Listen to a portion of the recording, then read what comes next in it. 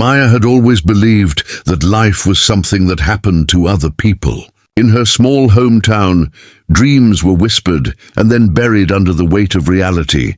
Jobs that barely paid, families who expected conformity, and neighbors who measured your worth by what you could provide rather than who you were. At 20, she had packed a small suitcase with the few belongings she cherished and left behind everything familiar, fueled by a restless energy she could neither name nor ignore. The city was a shock at first.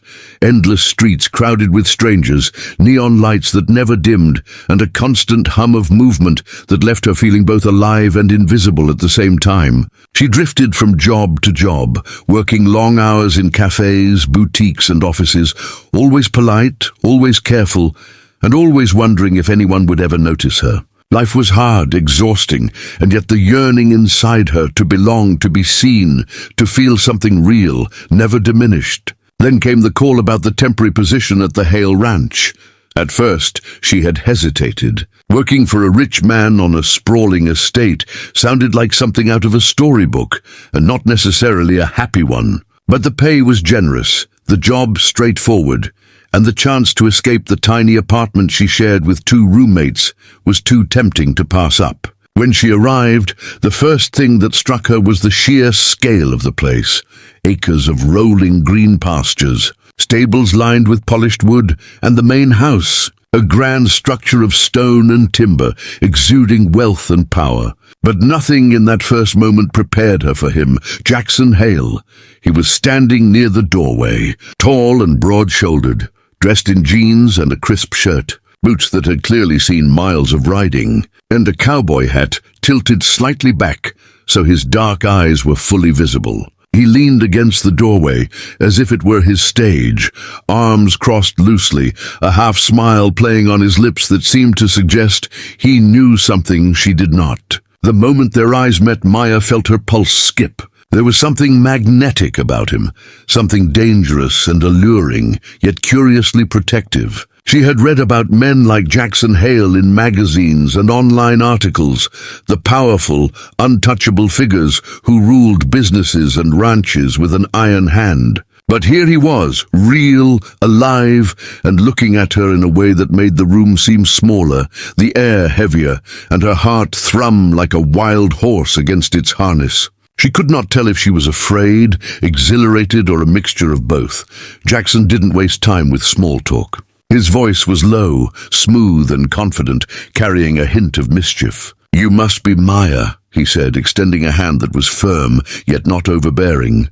"I've heard a lot about you already." Maya's heart skipped again. Already? She had only just stepped onto the property.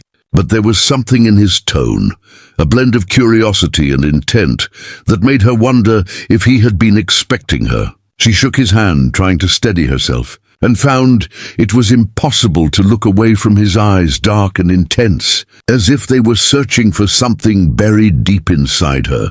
Her first days at the ranch were exhausting, but in a way that made her feel alive. She rose before dawn to help with the horses, learned the rhythm of the estate, and began to notice the small details that made the place extraordinary.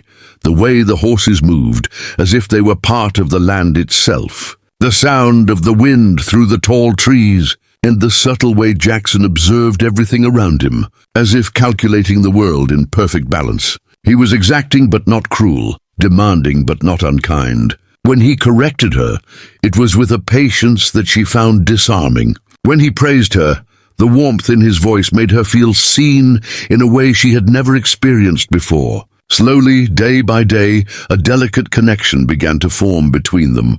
It was during one late afternoon, as she helped Jackson organize documents in his study, that she felt the full weight of the attraction she had been trying to ignore. He was sitting behind a massive oak desk, papers scattered in front of him, yet he didn't seem burdened at all. Instead, he looked at her with a calm intensity that made her stomach flutter. "You're different," he said suddenly, not as a question but a statement, as if it were the most natural observation in the world. "You don't just follow. You notice. You think." The words were simple, yet they carried a power she couldn't articulate.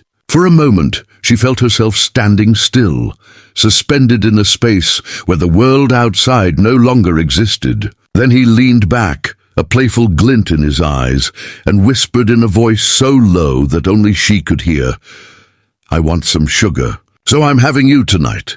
The phrase lingered in her mind long after he returned to his paperwork. It was audacious, bold, and yet strangely tender. She wasn't sure if it was a threat or a promise, a flirtation or a confession, but she knew with a certainty that made her pulse race that her life had just changed forever. That night, lying in the small guest quarters provided for her, Maya replayed every detail of the day, the way he looked at her, the subtle brush of his hand when passing her papers, the warmth in his tone when he spoke. She realized that she was no longer just observing the world. She was part of it, entangled in a story far larger and more intoxicating than anything she had imagined. The days that followed were a delicate dance of proximity and restraint. Maya became attuned to Jackson's moods, sensing when he needed space and when he needed conversation. She learned to read the subtle cues in his expression, the tilt of his head, the narrowing of his eyes, the way he would absent-mindedly run a hand through his hair when deep in thought. Each moment together was charged, filled with unspoken words and tentative gestures that carried a weight neither dared name aloud. Yet even as the tension grew, so did trust. Jackson allowed her glimpses of his private world, sharing stories of his childhood on the ranch, the losses that had hardened him, and the rare moments of vulnerability he seldom showed to anyone. And Maya, in turn, shared her own fears and dreams, her voice trembling at times but always honest, always raw. The connection they were building was not without challenges. Fellow ranch workers whispered about the age difference and her naivety. Neighbors' eyes lingered too long, and the city gossip, once she ventured out, hinted at impropriety. Each comment, each stare, was a reminder that the world was watching, judging, and waiting for them to falter. And yet, the very obstacles that could have pushed them apart only drew them closer. In those quiet moments on the porch, or late at night in the study, they discovered a rhythm, a fragile harmony that neither could ignore. Maya's confidence grew in Jackson's presence, and Jackson's guarded heart softened in response to her honesty. They became each other's safe haven, even as the world outside the ranch continued to intrude with questions, judgments, and unseen pressures. By the end of that first month, Maya knew she was no longer the same girl who had arrived timid, unsure, and invisible. She was stronger, braver, and more alive than she had ever felt. And as she stood on the balcony one evening, watching the sun set over acres of green pastures, she felt the weight of the unspoken promise between them. Jackson had not yet asked for anything beyond her company and attention, yet every interaction hinted at the intensity of his desire. When he appeared beside her, slipping an arm around her waist in a gesture that was possessive but protective, she realized that the story she had stepped into was only just beginning. Her heart beat fast, not from fear, but from the exhilaration of possibility. For the first time, she understood that love, passion, and connection were not just fantasies to be read about. They were real, tangible, and waiting for those brave enough to embrace them.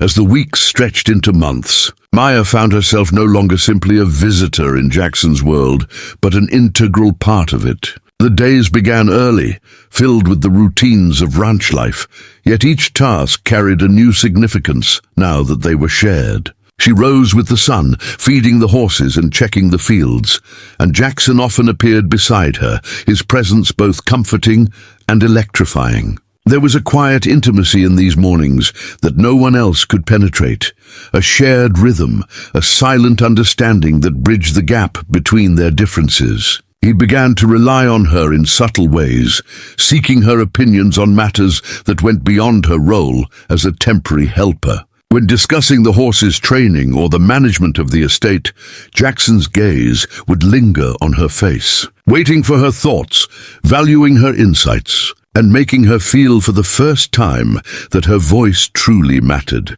Evenings were the time when their bond deepened the most. After long days on the ranch, they would retreat to the study or the porch, sharing coffee or whiskey, their conversations drifting from trivial matters to the intimate confessions of their hearts. Jackson, who had long been known as a man of few words, began to reveal pieces of his past, the struggles of inheriting a family legacy, the loneliness of maintaining appearances, and the pain of past relationships that had left scars on his heart. Maya listened with patience and empathy, offering neither judgment nor unsolicited advice, but a presence that was unwavering. In return, she shared the trials of her own life, the moments of fear, the small victories, and the dreams she had nurtured quietly while the world pressed down on her. Each exchange built trust, cemented by shared laughter and the occasional brush of fingers that sent shivers down her spine.